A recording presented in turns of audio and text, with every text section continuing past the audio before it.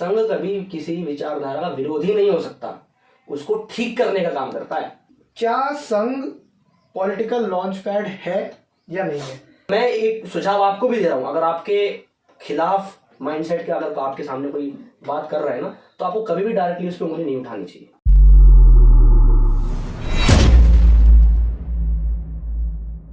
तो सारी चीज़ों के बारे में बात करेंगे, और उससे पहले मैं वही रेगुलर इंट्रोडक्शन।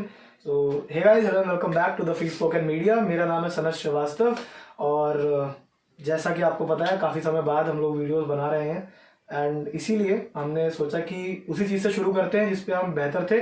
और उसी के लिए मैंने अपने बहुत खास दोस्त, मेरा बचपन, शायद कितने साल हो गए, पता नहीं, बहुत साल हो गए, बहुत साल, 10 साल से तो मैं 10-12 साल से तो मैं यहाँ पे रहता हूँ, तो 10-12 साल से तो मैं जानता ही हूँ, बचपन से ही साथ में। 2011 से साथ में। हाँ, उतना ही, मतलब 2011 से 10 साल तो हो ही गया, 10-12 साल।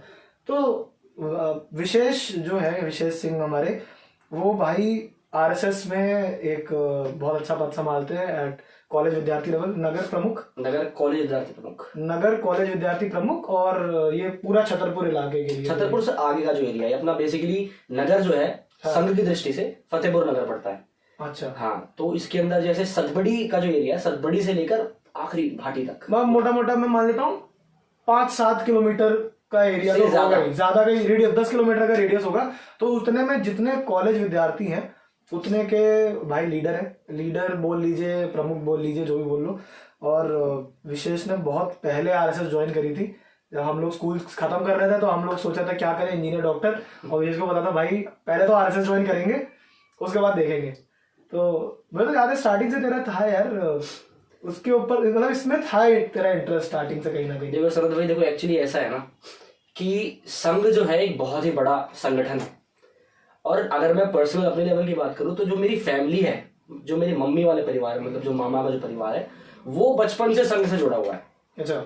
बड़े बड़े आंदोलन, जैसे फॉर एग्जांपल राम मंदिर का जो आंदोलन था, उसमें भी बहुत ही अच्छी भूमिका निभाई मेरे मम्मी के परिवार ने। हाँ। तो एक होता है ना बीज, वो जो सीड था ना, वो बोया जा चुका था मेरे अंदर। अच्छा। तो पर बेसिकली मुझे संघ के बारे में इतनी नॉलेज नहीं थी कि संघ एक्चुअली है क्या। लोग सोचते हैं कि भाई संघ इतना बड़ा संगठन है, ये कार्यक्रम वो कार्यक्रम, बेसिक पर जो उसका है ना, जो किसी को नहीं पता, वो उसकी शाखा। वो आप तब ही जान सकते हो जब आप संघ के अंदर घुसोगे।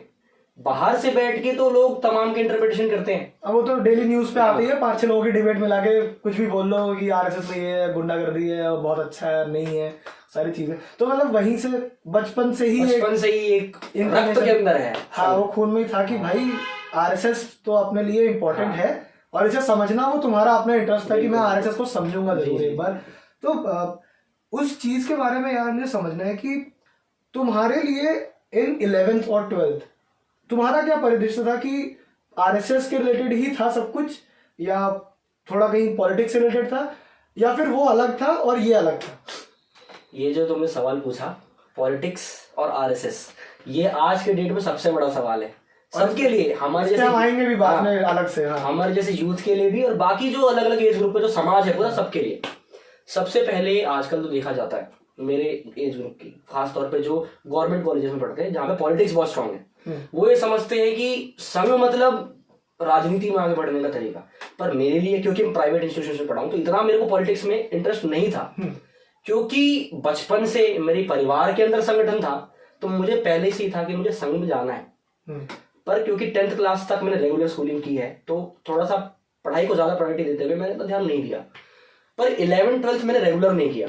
11th-12th मैंने एक्चुअली, मेरे रिलेटिव का स्कूल था, तो मैंने अटेंडेंस लगती थी, बस एग्जाम देने, एक होता है तो प्राइवेट का तरीका होता है, प्राइवेट स्कूलिंग का। तो पढ़ाई मेरी घर पे थी, सेल्फ स्टडी करता था, तो मुझे दिन में काफी अच्छा समय मिल जाता था। तो उस समय मेरे दिमाग में अपने आप आया कि हाँ, ये है समय जब मैं अपनी जिंदगी का, अपनी लाइफ का थोड़ा सा पार्ट संघ को दे सकता हूँ।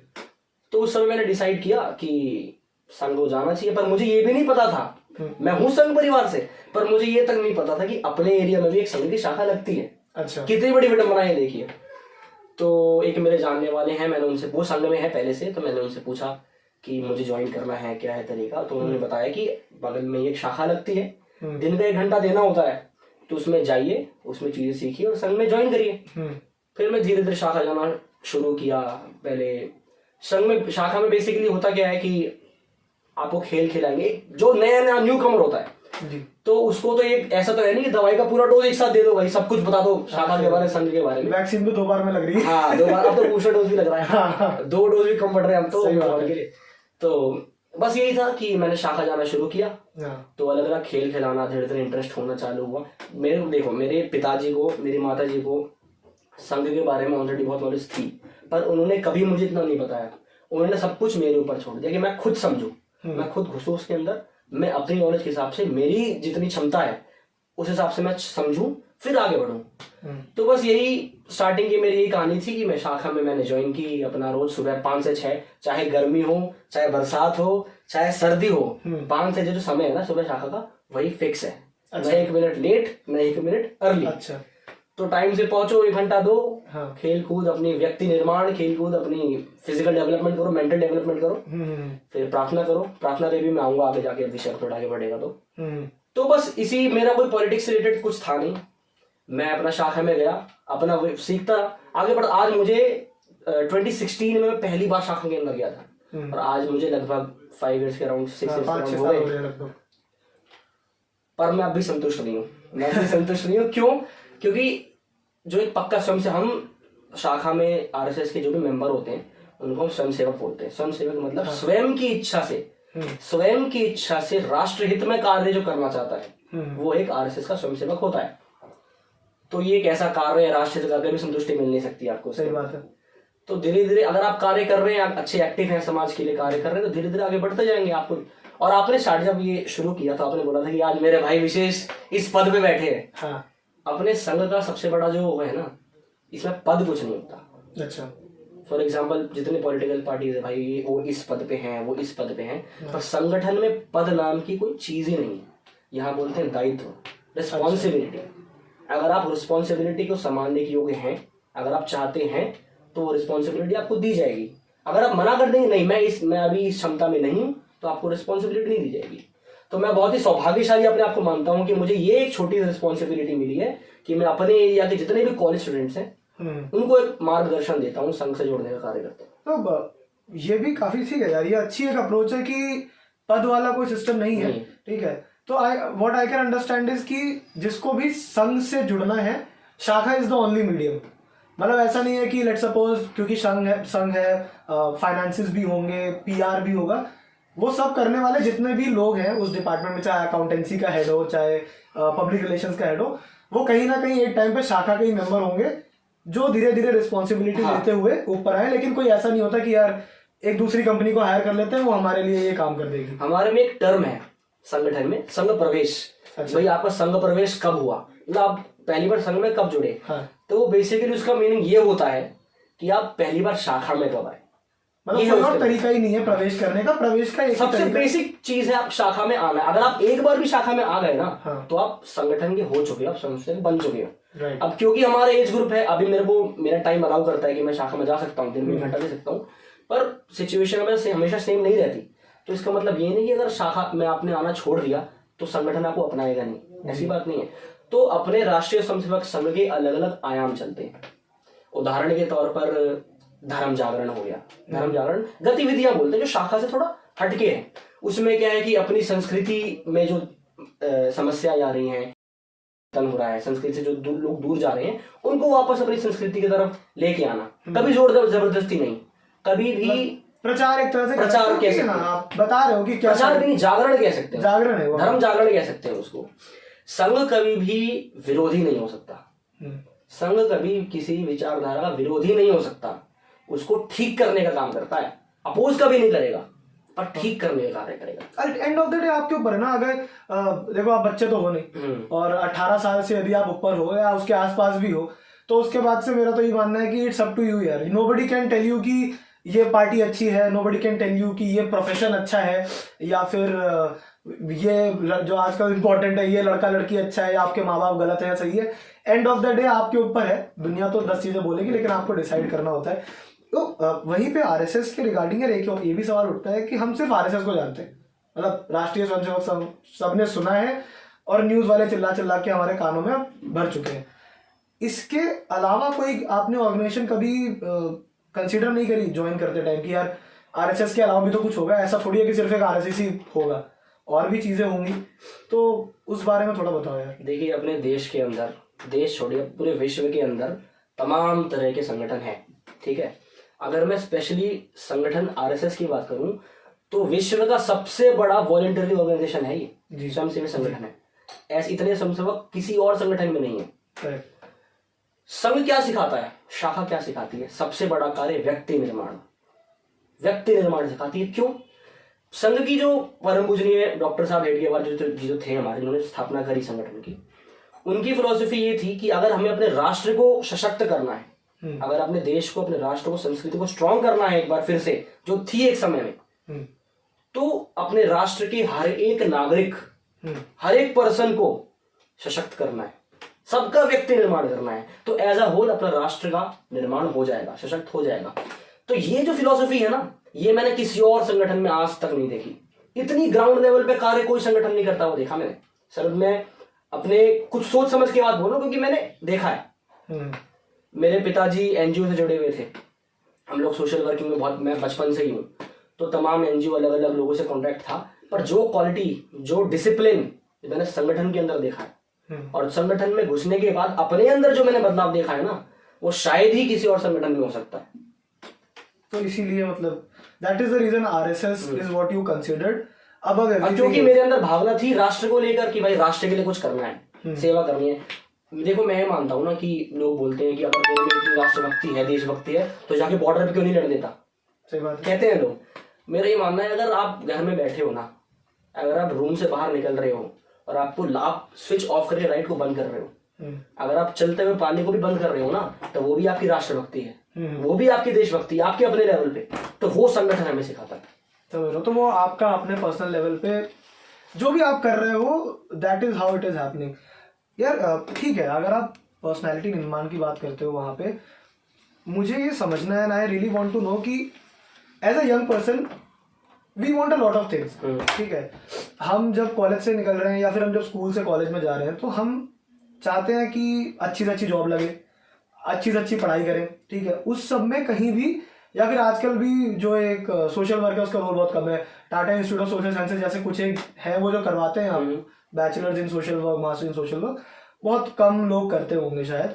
तो इस सारी दौड़ भाग में एक युवक, एक यंग बंदा, अगर मैं अपनी बात करूं कि मैं आज यूट्यूब भी चला रहा हूं, मैं जॉब भी कर रहा हूं, मेरा छोटा भाई भी अराउंड 18-19 में, वो भी कर रहा है, तो इस सब दौड़ भाग में कैसे मैनेज किया जाए संघ के साथ रहना और ये सब करते रहना? Because and of the day देखो, जो बात है हकीकत की, सबको चाहिए पैसा। ठीक है, ये इसमें कोई दो राय नहीं है भाई, मुझे भी चाहिए, आपको भी चाहिए, बिकॉज किसी को ऐश के लिए चाहिए, किसी को जरूरत के लिए चाहिए, पर and of the day that is the need. And संघ से पर्सनैलिटी डेवलपमेंट और डेफिनेटली बाकी सोशल वर्क होता है, but money is the factor जो सबको चाहिए, उसके लिए लोग काम कर रहे हैं। कैसे मैनेज करा जाए यार इन दो चीजों को, कि अगर मैं आज सोचूं कि चल मैं कल से संघ ज्वाइन कर लूंगा और मुझे 4 दिन बाद लगता है कि यार अब मुश्किल हो रहा है, नहीं हो पाएगा, तो how do you manage that? देखो सनत भाई, व्यक्ति निर्माण की जो मैंने बात की, तो संघ ने तो कभी ऐसा कहा ही नहीं कभी भी किसी स्वयंसेवक से कि भाई आप अपना मुझे पूरा समय दो। ठीक है, अगर आपका व्यक्ति निर्माण हो रहा है ना, अगर आप अपने अंदर बदलाव देख रहे हैं, तो ऑटोमेटिकली जो करियर आपने चुना है, जो भविष्य आप अपना देखते हैं, आप उसमें सफलता प्राप्त करेंगे अगर आपका निर्माण हो रहा है। तो आपको पूरा दिन देने की जरूरत ही नहीं है। दिन का 1 घंटा शाखा अगर आप जा रहे हो, तो ऑटोमेटिकली आप बहुत लोगों से मिल रहे हो, आप समाज से मिल रहे हो। ठीक है, जहां तक पूरे समय देने की बात है, अगर आप 1 घंटा, शाखा के अलग अलग कार्यक्रम होते हैं, है ना। फॉर एग्जाम्पल, अगर आप एक जगह पे शाखा लगा रहे हैं, तो आसपास की जहां पे आप शाखा लगा रहे हैं, अगर आप इतने जागरूक स्वयंसेवक हैं, तो आप उसकी सफाई कर देना। ठीक है, अलग अलग लोगों, जो गरीब लोग हैं, उनकी सेवा कर देना, थोड़ा समय निकाल कर। तो संघ आपसे बस आपका थोड़ा सा समय मांगता है अपने राष्ट्र के लिए। ये नहीं कि भाई पूरा दिन, ऐसे भी लोग हैं हमारे संगठन के अंदर, जो प्रचारक होते हैं, वो पूरी अपनी शादी ब्याह तो करते ही नहीं है, अपना परिवार, बाल बच्चे तो होते नहीं, उनके परिवार सब कुछ छोड़ के पूरा समय अपना, पूरी जिंदगी संघ को दे देते हैं। ऐसे भी लोग हैं। अगर आपके अंदर वो क्षमता है, अगर आप वो कर सकते हो, तो आपका स्वागत है। अगर नहीं, तो दिन का 1 घंटा तो दे सकते हैं। हाँ वही है। अगर वो भी नहीं दे सकते, तो आप अपने लेवल पे तो कुछ कार्य कर सकते हैं ना। फॉर एग्जाम्पल, अगर हफ्ते में अगर आप नौकरी करने वाले हैं, संडे तो छुट्टी है आपकी, 1 दिन दे दीजिए भाई, हाँ। संघ आपको इतना कहता है कि अपनी जिंदगी का कुछ थोड़ा सा अंश राष्ट्र के लिए दीजिए, चाहे वो थोड़ा हो चाहे ज्यादा हो। बस ये है फिलॉसफी संगठन। मतलब इसमें यार मुझे ये भी लगेगा कहीं ना कहीं यार, अगर मैं अपने एंड पे सोचूं कि संघ में अगर जैसा तुमने बताया कि इसमें personality development is the main M, मैं नेशनल या सोशल वर्क को भूल भी जाऊँ एक बार के लिए कि मुझे कोई खासा इंटरेस्ट नहीं है देश में क्या होता है, जो कि आजकल काफी यंग जनरेशन की फिलॉसफी है कि I don't give a dam कि क्या हो रहा है। तो पर्सनालिटी आपकी डेवलप हो रही होगी तो आपको खुद ही दिख रहा होगा, तो आप एंड ऑफ द डे खुद ही जाना चाहोगे। जिम जाने जैसा है जी जी, कि आपको दिख रहा है कि यार पेट कम हो गया तो एक दिन और, इसी बात पे एक हफ्ता और, इसी बात पे एक महीना और, वो मोटिवेशन खैर आ जाएगी यार। तो यहाँ पे जब भी तुम किसी को बताते हो कि संघ ज्वाइन करना है या तुम्हें करना चाहिए, तुम किसी को ये तो बोलते नहीं हो, जो फिलॉसफी है कि हम नहीं बोलते आप ज्वाइन करो, आपके ऊपर है। तुम क्या चीजें काउंटर करते हो लोगों से जब वो पूछते होंगे कुछ ना कुछ सवाल कि यार क्यों करें, इससे हमें क्या, या फिर कितना टाइम देना पड़ेगा, कि कौन से मेजर सवाल है और उनका क्या जवाब है? सबसे पहला सवाल तो यही आता है कि भाई संघ में ज्वाइन करना है, भाई हमें चुनाव नहीं लड़ना। सबसे बड़ा सवाल, पॉलिटिक्स में नहीं जाना। हाँ भाई, हमें पॉलिटिक्स में कोई इंटरेस्ट नहीं है। अगर हो तो उनको सामने से फोन आएंगे कि भाई हमें शाखा में आना है। अच्छा, अगर उनका कुछ पॉलिटिकल, अगर उनकी इच्छाएं हो, सामने से फोन आएंगे भाई हमको बता दो समय शाखा का, हमको ज्वाइन करना है, क्योंकि अल्टीमेट गोल उनका पॉलिटिक्स ही होता है। मतलब मैक्सिमम जनता पॉलिटिक्स या पॉलिटिक्स नो में बटी हुई है और 10% लोग हैं जो उसके अलावा बात कर रहे हैं। ये एक बहुत बड़ा प्लस पॉइंट भी है, पॉजिटिव पॉइंट भी है इस लिहाज से, क्योंकि जो अपना संघ है, राष्ट्रीय स्वयंसेवक संघ, जितना कार्य समाज में करता है, संगठन में करता है, उतना कार्य आज के नेता नहीं करते। हाँ सही बात है, कहीं उतना कार्य आज के नेता नहीं करते। जितना वेलफेयर संगठन चाहता है समाज का, उतना वेलफेयर नेता नहीं चाहते। तो बेसिकली जो बड़े लीडर बनना चाहते हैं वो तो यही चाहते हैं कि ग्राउंड लेवल पे उनकी पकड़ो, कि भाई उनको हर एक गांव से, हर एक झुग्गी झोपड़ी में से वोट मिले। संघ क्या कार्य करता है? हर एक व्यक्ति को साथ लेके चलने वाला कार्य करता है। अगर किसी की बड़ी कोठी है उसके पास भी जाएगा, अगर किसी के पास रहने के लिए घर नहीं है उसके पास भी जाएगा। यही कार्य है संगठन का। तो इस चीज को देखकर बहुत लोग इन्फ्लुएंस हो जाते हैं, तो उनको लगता है कि भाई इससे हमारे जो पॉलिटिकल मोटिव है ना वो प्राप्त हो जाएंगे, बाय डिफॉल्ट फुलफिल हो जाएंगे। तो एक बहुत बड़ा प्लस पॉइंट भी कह सकते हैं संगठन का इसको। बाकी एक हमारे जो आज परम पूजनीय सर संचालक जी हैं, मोहन भागवत जी, उन्होंने एक बहुत अच्छी बात कही थी अभी कुछ दिन पहले, मैंने सुना था कि संघ आपको कुछ नहीं देगा, संघ आपको कुछ नहीं देगा, उल्टा जो आपके पास है वो भी ले लेगा। अगर आपके अंदर हिम्मत है राष्ट्र का वो कार्य निस्वार्थ भाव से कार्य करने के लिए तो आइए। अगर आप स्वार्थ से कार्य करने के लिए आएंगे ना तो आपको ऑटोमेटिकली मायूसी ही हाथ लगेगी और कुछ नहीं। क्योंकि ये मुझे लगता है लॉन्गर रन वाला गेम है।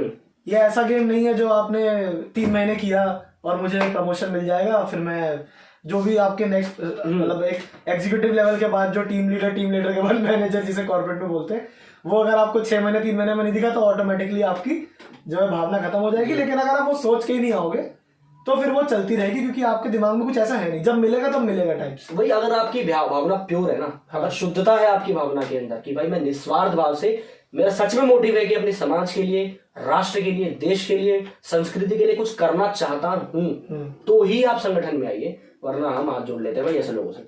तो और किस तरह के प्रश्न या सवाल आते हैं लोगों से, जो यंगस्टर्स से, जब आप उन्हें ज्वाइन करने के लिए कहते हो? एक तो ये होगा कि भाई पॉलिटिकली क्या मिलेगा, इसके अलावा और क्या आता है? एक तो जो पहले से सेट होता है कि पॉलिटिकली क्या मिलेगा, और एक दूसरा होता है भाई क्या मिलेगा।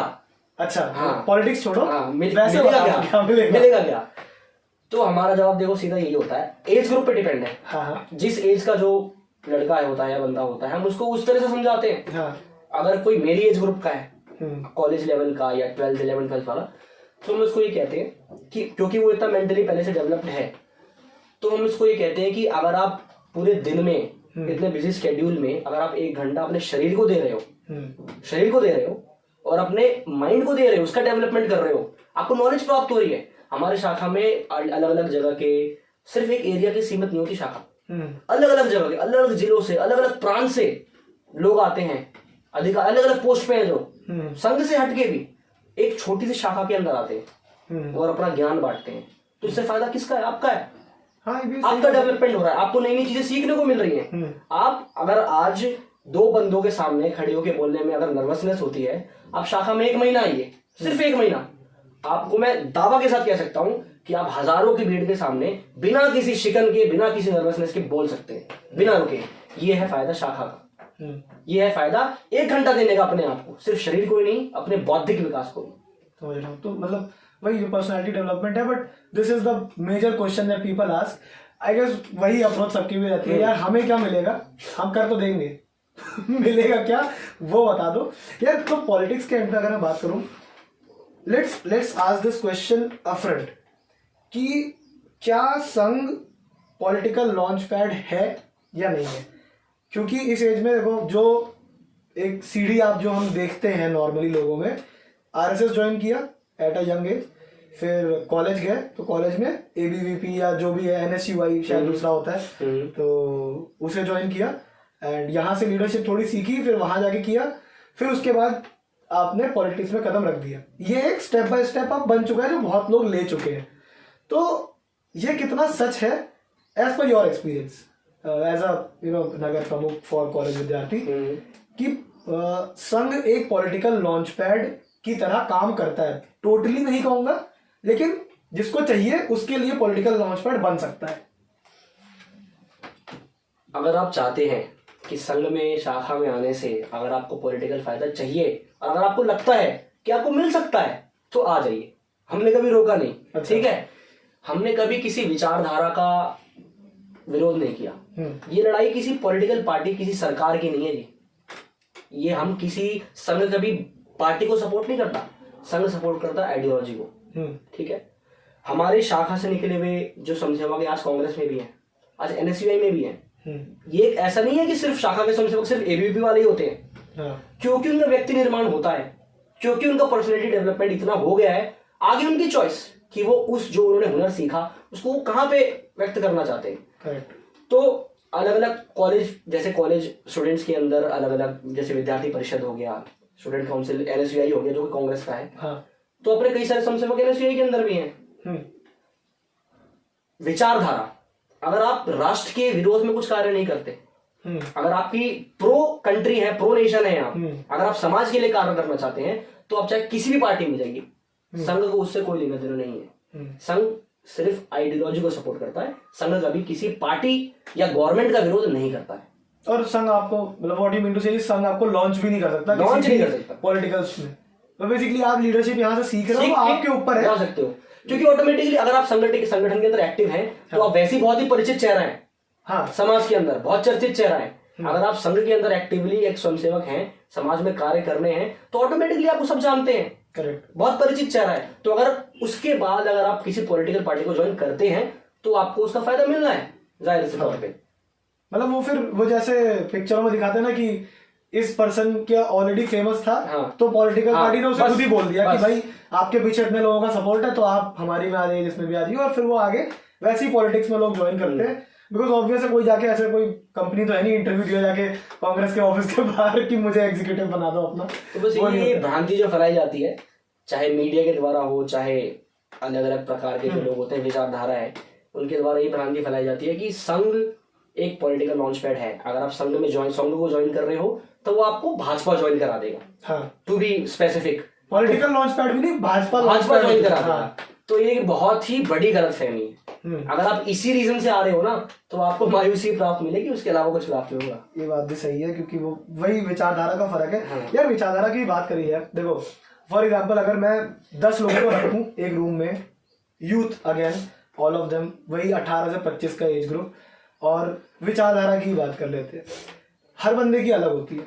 कई लोग वर्कर बन के खुश है, वर्कर एग्जीक्यूटिव, मैं कोई लेवल लो या आपकी बात नहीं कर रहा, कई लोग जमीन पे काम करके खुश है, उन्हें लगता है कि मैं इतना ही करना चाहता हूँ।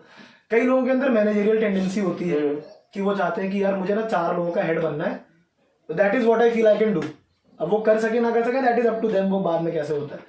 तो जब तुम्हारा राइज हो रहा था धीरे धीरे इसमें, और साथ ही और लोगों का भी हो रहा होगा, कोई ना कोई कुछ ना कुछ बन रहा होगा, और इस समय माइंड भी कहीं ना कहीं इतना डेवलप नहीं होता कि वो टोटली अच्छा बुरा समझ सके, तभी इतनी चीजें बनी हुई हैं। ड्रिंकिंग की एज 25 थी, अभी 21 है फिलहाल, तो शादी की एज 21 है, क्योंकि सब लोग जानते हैं लोग सोशली कि एक एज का फर्क होता है चीजें डिसाइड करने में, है ना।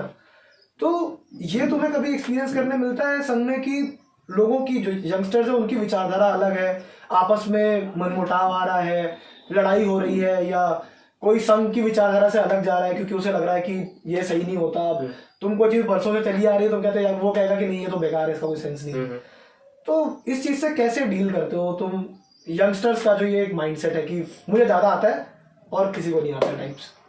देखो सनत भाई, मेरा मानना तो ये है कि जो भी विचारधारा किसी यंगस्टर की है ना, तो उसका एक बहुत बड़ा उसके विचारधारा में जो रोल प्ले करता है वो उसके माँ बाप प्ले करते हैं। उसका जो बैकग्राउंड है वो प्ले करता है। जब वो बचपन से अपने घर में सुनता आ रहा है, जो माइंडसेट उसके घर वालों का है, ऑटोमेटिकली वही माइंडसेट वो एक्वायर कर लेता है।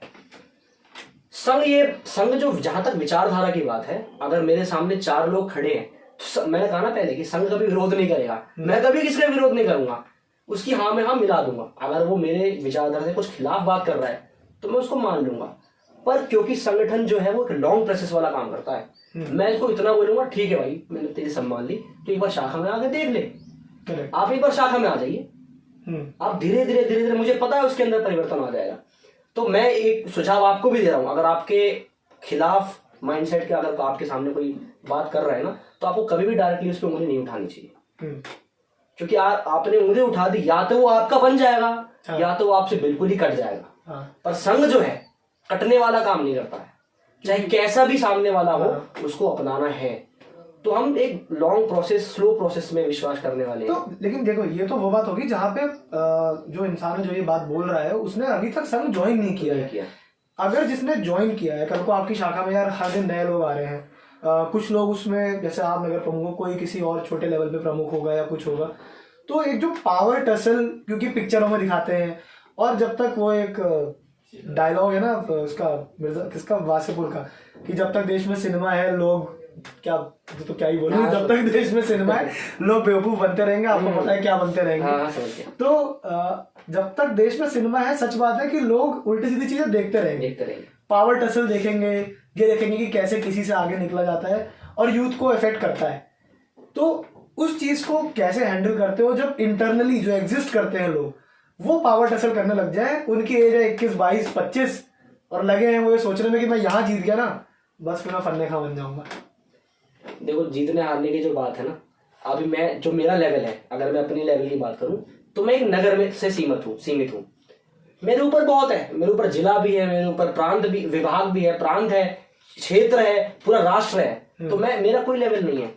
पर जो जिस लेवल पे मैं हूं, मेरे नीचे भी तो बहुत है स्वयंसेवक, नीचे ऊपर की बात है, मेरा जो दायित्व बनता है, तो संघ सिर्फ इतना सिखाता है, क्योंकि हमने कभी पद का नाम नहीं दिया उसको, हमने दिया दायित्व का नाम दिया उसको। ठीक है, जिस लेवल पे हम हैं हमको उस लेवल तक ही संभालना है, उसके ऊपर देखने की हमें आवश्यकता ही नहीं है।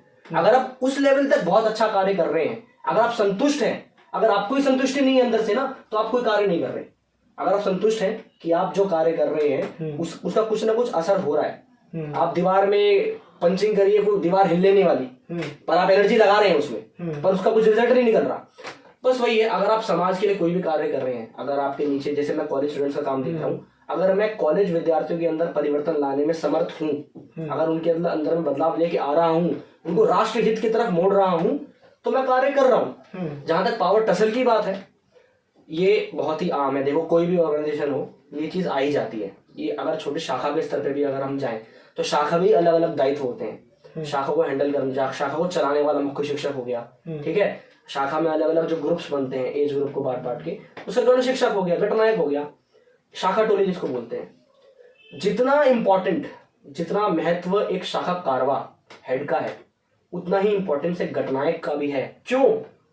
क्योंकि हम उसका पद, उसका दायित्व नहीं देखते, उसका कार्य देखते हैं। एक गणनायक का क्या कार्य होता है कि वो शाखा का समय मान लो सुबह 5 बजे का है, तो वो 4:30 में उठेगा, 4:30 में 4 बजे उठेगा, 4:30 में नॉर्मल उठेंगे, वो 4:30 नहीं, वो 4 बजे उठेगा, फ्रेश होके जितना एरिया है वहां जाएगा, जितने भी स्वयंसेवक उसको उठाएगा और शाखा में लेके आएगा। तो अगर गणनायक ही ना हो हमारे पास, तो शाखा कैसे चलेगी? सही बात है। अगर हमारे पास गण शिक्षक ही ना हो जो कि ग्रुप्स को चलाते हैं, तो खेल कूद एक्सरसाइज कराएगा कौन? सही बात है। अगर शाखा कार्रवाई ना हो, तो शाखा को सुचारू रूप से चलाएगा कौन? सही बात है। तो ये दायित्व छोटे बड़े की कोई बात है ही नहीं इसके अंदर। सबका काम बहुत ही इंपॉर्टेंट है इसके अंदर। ये एक गाड़ी के 4 टायर वाली बात है। अगर एक टायर भी ना हो ना तो गाड़ी नहीं चल पाएगी। तो इस चीज में विश्वास रखता है संगठन। तो जो लोग इस चीज को नहीं कर पाते, यार ये सच बात है, देखो कहीं ना कहीं लोग ऐसे होंगे जो ये चीजें नहीं कर पाएंगे। कि आप जो ये बता रहे हो फिलॉसफी, हाँ वो सब तो ठीक है, लेकिन मुझे तो लीडर बनना है, और मैं तो भाई मैं 6 महीने से काम कर रहा हूँ और आपको दिख ही नहीं रहा कि मैं काम कर रहा हूँ। मैं तो तब से लगा सुबह शाम करता हूँ आगे, और आपको दिखता ही नहीं, आपने किसी और को बना दिया, या कुछ और रीजन था, या कोई मेरे बाद आया उसका आपको काम अच्छा लग रहा है, मैं तब से कर रहा हूँ, मैं क्या कर रहा हूँ।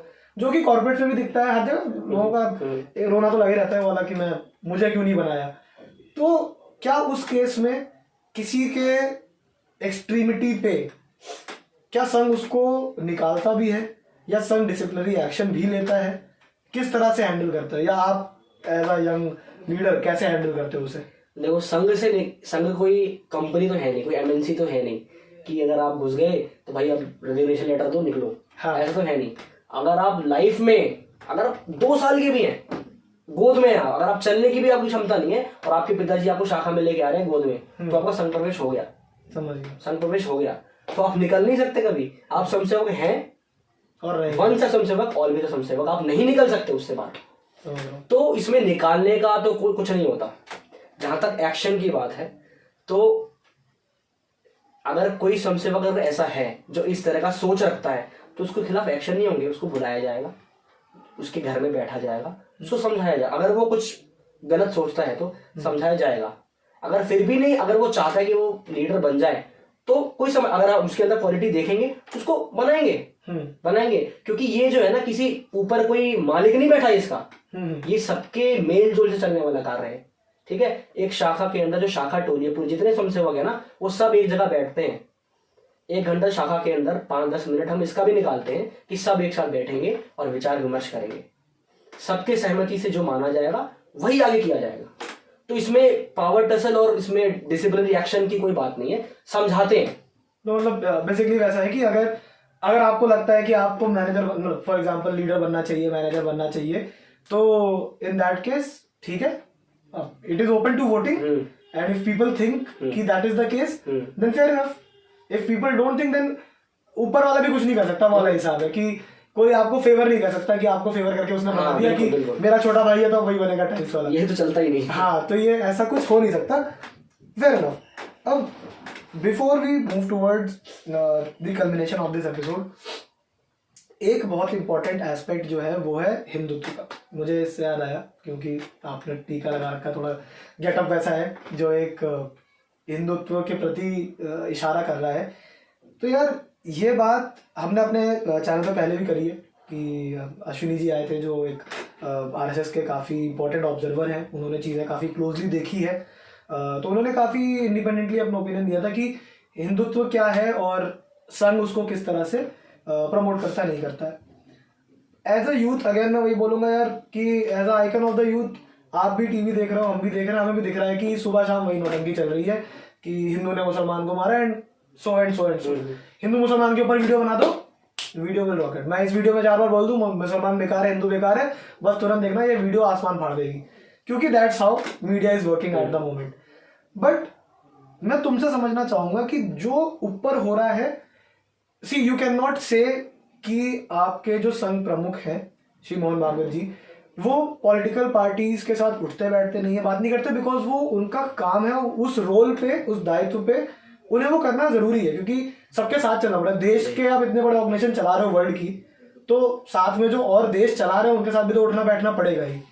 वो एक अलग लेवल पे बात हो जाती है, वहां पे आपकी छोटी से छोटी बात को लोग पकड़ के बतंगड़ बना देते हैं उसका। पर ग्राउंड लेवल पे as an individual, as somebody, जो कि आपके साथ अभी कितने लोग काम कर रहे हैं जो आपके पूरे नगर के वो हैं, अगर एक अंदाजा मैं आपसे मांगू कितने लोग होंगे? मतलब मेरे साथ जो जो आपके जिनकी रिस्पॉन्सिबिलिटी आपके ऊपर है, मेरे ऊपर है जिनकी नहीं मतलब जिनकी रिस्पॉन्सिबिलिटी तुम लेते हो। अच्छा, मतलब जो जिनके नगर प्रमुख तुम हो। हाँ, तो वो होंगे ऑलमोस्ट 700 to 800 स्टूडेंट्स हैं इस एरिया के। तुम 700-800 लोगों के प्रमुख हो, 700-800 लोगों के नेता हो। उन 700-800 लोगों के बीच में तुम्हें क्या लगता है कि ये देखो, ये सवाल उठता होगा कि क्या हम हिंदुत्व को सपोर्ट करें कि ना करें। एंड जहां तक मैंने जाना है संघ को, जो दूर से समझ के, वो ये है कि तुम्हारे 700-800 लोगों में मुसलमान भी होंगे, हिंदू भी होंगे, सब होंगे।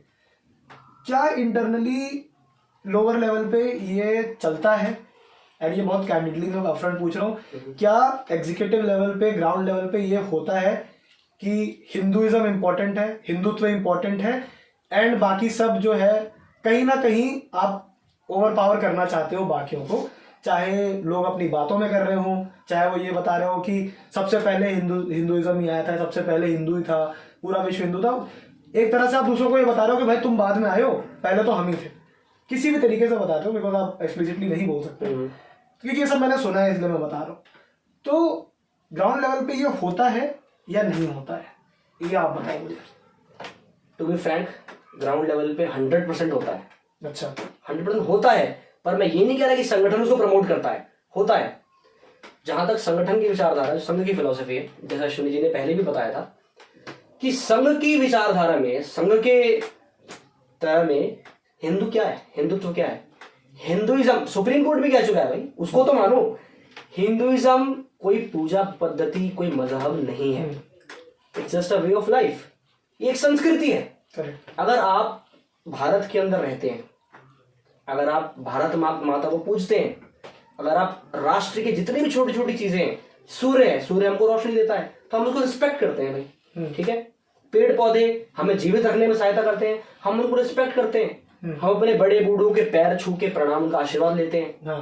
अगर ये चीज आपके अंदर है, आप भले ही अल्लाह को मानिए, चाहे भगवान को मानिए, चाहे जिस चीज आप किसी को भी मानिए, अगर ये वैल्यूज, ये संस्कार, ये संस्कृति आपके अंदर है तो आप हिंदू हैं। अगर आप भारत माता की जय बोलते हैं तो आप हिंदू हैं, भले आप किसी और को किसी को भी पूछते हो। ये है फिलॉसफी संगठन की। तो संगठन बात करता है हिंदुत्व को संगठित करने का, हिंदुओं को संगठित करने का। हिंदुओं को संगठित करने से उसका मतलब क्या है?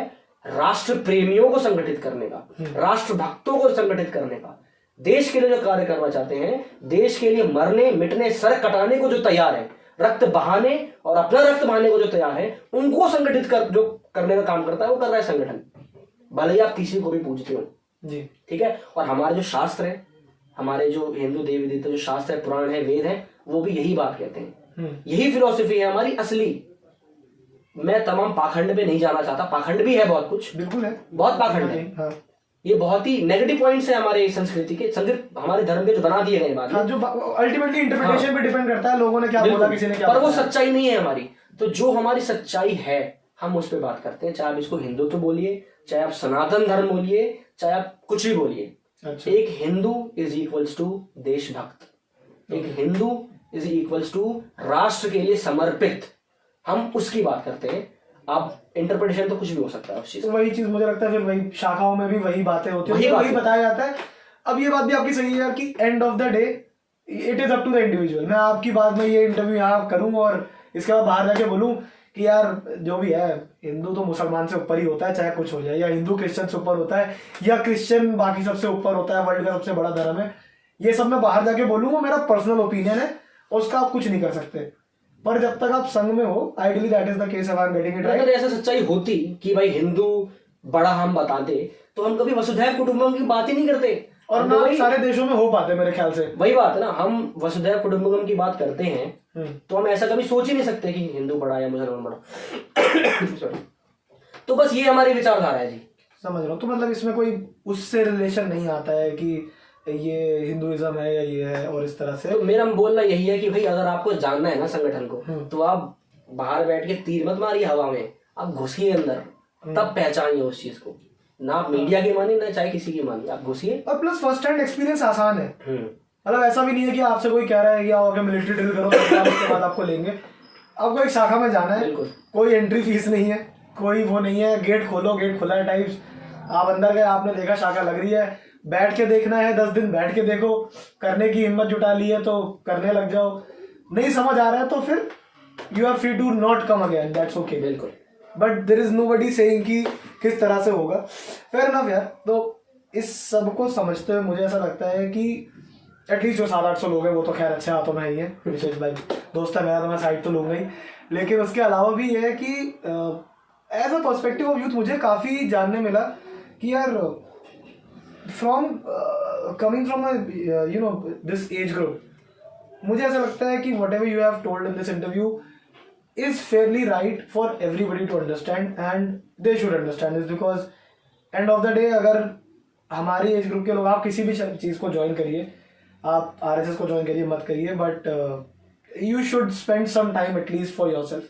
वो जो दिन में 1 घंटे वाली बात है वो मेरे दिमाग में वैसी बज रही है अभी तक कि यू गिव योरसेल्फ 1 hour, इतना तो यार निकाल ही सकते हो। सुबह 4 से 5 कोई नौकरी नहीं चल रही, सुबह 4 से 5 कोई काम नहीं हो रहा, तो या 4 से 5 5 से 6 7 से 8 एक दिन के अंदर कई शाखाएं लगती हैं।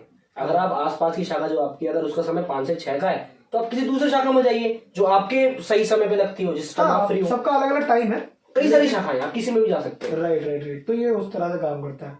चलो, तो apart from making this all serious and before we end this, just want to know from you कि सबसे जो इसे कहते हैं ना बेबुनियाद बेवकूफ़ी भरी बातें, क्या कहता हूँ, जो आपने संघ के बारे में सुनी है या शाखा के बारे में सुनी है, आपके 6 साल के एक्सपीरियंस में विशेष भाई, वो बताओ कि सबसे जो बेवकूफ़ी भरी बात इसका सुन के आपको लगा कि मैं रोऊं की हंसूं की मारूं तुझे या क्या करूं, मुझे दूसरे लोगों के द्वारा जो सुनने, हाँ ऑफ कोर्स, मतलब जो रैंडम लोगों ने बोली है कि अरे यार ये होता है। एक है बहुत बड़ी घटना, मैं मानता हूँ उसको अपने लिए, वैसे इतनी बड़ी घटना नहीं है पर मैं अपने लिए बहुत बड़ी घटना मानता हूँ। भाई आप ही अपने हिसाब से बताओ। मेरा एक कुछ कार्यक्रम था संगठन का ही, मेहरौली के अंदर, थोड़ा दूर है यहाँ से, तो वहां पे मैं गया। तो जब मैं जहाँ पे हमारी शाखा लग रही थी, जब मैं वहां से गुजर रहा था, 2 लोग वहां जॉगिंग करते हुए आ रहे थे, बोल गए निक्कर वाले। अब तो हमारी फुल पैंट हो गई है, चलो अच्छा फुल पैंट हो गई, निक्कर बोलते हैं, आ गए लाठी लेके आ गए। यार ये निक्कर मतलब ये शॉर्ट्स पहनने का मतलब बहुत समय तक चला। हाँ, इसके पीछे कोई रीजन है कि शॉर्ट्स डिसाइड किए गए या फिर जस्ट लाइक दैट कि पहन रहे स्टार्टिंग में चल रहा है? एक तो जो हमारा गणवेश है ना जी, गणवेश, हाँ। एक शाखा के अंदर आपको ये नहीं होता आप गणवेश पहन के हो, क्योंकि आपको खेल कूद करना है, फिजिकल एक्टिविटी करनी है, तो जो कंफर्टेबल हो वो आप पहन के आइए। पर जैसे हमारे जो कार्यक्रम होते हैं उसमें हमें जैसे for example military, army, uniformity तो चाहिए, यूनिफॉर्मिटी, डिसिप्लिन चाहिए। तो एक डिसिप्लिन मेंटेन करने के लिए, एक यूनिफॉर्मिटी मेंटेन करने के लिए संघ ने गणवेश को इंट्रोड्यूस किया। करेक्ट। अब क्योंकि समय के अनुसार बदलाव आने चाहिए, उस टाइम निक्कर चलती थी, तो बाद के लोगों को लगा होगा भाई अब लगता है कि ये थोड़ा सा वो हो रहा है, हाँ। हमको फुल पैंट को इंट्रोड्यूस करना चाहिए, तो उन्होंने किया। तो आगे भी अगर कुछ बदलाव होने वाले तो होंगे, इसमें कोई समस्या इसका मतलब इसका कोई इससे लेना देना नहीं है कि कोई इसके पीछे रीजन था कि नहीं शॉर्ट्स ही चलेंगे, तो ऐसा कोई उस टाइम के हिसाब से जो सही था वो चल गया। फेयर इनफ यार। तो मतलब that is I think that sums it up कि लोग तो खैर कुछ भी बकवास करते हैं, उसमें कोई डाउट नहीं है। पीपल आर पीपल, वो कुछ भी बोलेंगे। हम तो ये कहते हैं कि आप चाहे समझदार हो या ना हो, एक अस्त्र शस्त्र आपके पास होने चाहिए, एक अपने सेल्फ डिफेंस के लिए, जो कि शाखा में सिखाया भी जाता है। अगर लाठी रखते हैं ना तो लाठी दिखाने की नहीं है, वो लाठी सिखाई जाती है। उसमें जितने प्रयोग है, लाठी चलाना एक प्रोफेशनल तरीके से सब सिखाया जाता है, मार्शल आर्ट भी सिखाया जाता है, सब कुछ आपके सेल्फ डिफेंस के लिए। तो आपके अपने अगेन वही उससे ग्रोथ भी होती है, फिजिकल मेंटल हर तरह की डिसिप्लिनरी ग्रोथ भी होती है। ठीक है बॉस, तो I think that's how we will sum it up. Before we leave, whatever you want to say to people जो हमारे एज ग्रुप के हैं, मेरे तुम्हारे एज ग्रुप के हैं, जो तुम सोच के अगर कुछ सोच के आए होगे यार कि यार I will use this platform to say something, free to do it, go ahead. मेरे तो सबको भाई एक यही कहना है कि जो मेरे सिर्फ अपने जो एज ग्रुप है उनको भी नहीं, जो भी संगठन से नहीं जुड़े हैं या फिर जो जुड़ चुके हैं पर अभी एक्टिव नहीं है, जो सोए हुए हैं, वो कहते हैं ना सोए हुए अपने हैं भाई, जुड़े तो हुए हैं पर कुछ कार्य नहीं, उनके लिए कहना मेरा ये है कि अगर आपके अंदर वो आग है राष्ट्र के लिए काम करने के लिए, राष्ट्र क्या है, ये इधर पाकिस्तान के बॉर्डर से लेकर श्रीलंका के अपना नीचे कन्याकुमारी तक नहीं है अपना राष्ट्र। जहां तक हमारी संस्कृति फैली है, जहां तक हमारी संस्कृति थी, अखंड भारत की बात हो रही है यहाँ पे। यहाँ पे ये नहीं कह रहे कि भाई जाओ पाकिस्तान से लड़ो, इंडिया के अंदर कर दो उसको, ये बात नहीं हो रही, संस्कृति की बात हो रही है। तो अगर आपके अंदर वो जज्बा है, वो जुनून है कि हमें कुछ करना है राष्ट्र के लिए, अगर आप रक्त बहाने के लिए भी तैयार है अपना, जिससे राष्ट्र के लिए कुछ सेवा हो सके, तो आप शाखा के अंदर आइए। इससे आपका फायदा होगा, आपके परिवार का फायदा होगा, आपके भविष्य का फायदा होगा, और अगर आपका फायदा तो ऑटोमेटिकली हमारे देश का फायदा तो डेफिनेटली होगा। Thank you so much Vishesh भाई, it was great talking to you and मुझे ऐसा लगता है कि अब आने वाले फिर से 1-2 सालों में विशेष भाई कोई और दायित्व पे होंगे कहीं और इन्हें फिर उसी अगली बार मैं दिखाऊंगा तो बाकायदा आपको गणवेश में दिखाऊंगा आपकी शाखा में आके। Will try to make a vlog out of this one time, क्योंकि वही है शाखा में मेरा तो खैर प्रवेश हो चुका। मैंने वो अब तो मैं क्या आपका कौन सा इवेंट था यार, मैंने उसमें पार्ट लिया था, गुरु दक्षिणा वाला इवेंट था, तो मुझे एक विशेष का छोटा भाई प्रतीक भी इसी में है, तो 18-17 वाले एज ग्रुप में, एंड उसने ही मुझे बोला था, कहता कि अब आपका गुरु दक्षिणा में तो आप आ गए, तो आप हमारे बीच में बैठ लिए तो मतलब आपका प्रवेश तो हो चुका है, तो आप उसके आगे आप करो, टाइम निकालो मत दिखाओ, दैट्स वन थिंग। तो ठीक है, most probably will try to make a video out of this, next time you do something, हम उसे कोशिश करेंगे लोगों को तक रियलिटी पहुंचाने की कि how it works. Thank you so much. और अपने संगठन में पद्धति होती है कि जब किसी भी कार्यक्रम खत्म होना होता है तो हम एक जगत के कल्याण के एक मंत्र उच्चारण करते हैं। बिल्कुल बिल्कुल। तो अभी मंत्र उच्चारण करते हैं, आज मंत्र में बैठेंगे। सर्वे भवन्तु सुखिनः, सर्वे सन्तु निरामया, सर्वे भद्राणि पश्यन्तु, मा कश्चित् दुःखभाग् भवेत्। ओम शांति शांति शांति। नमस्कार।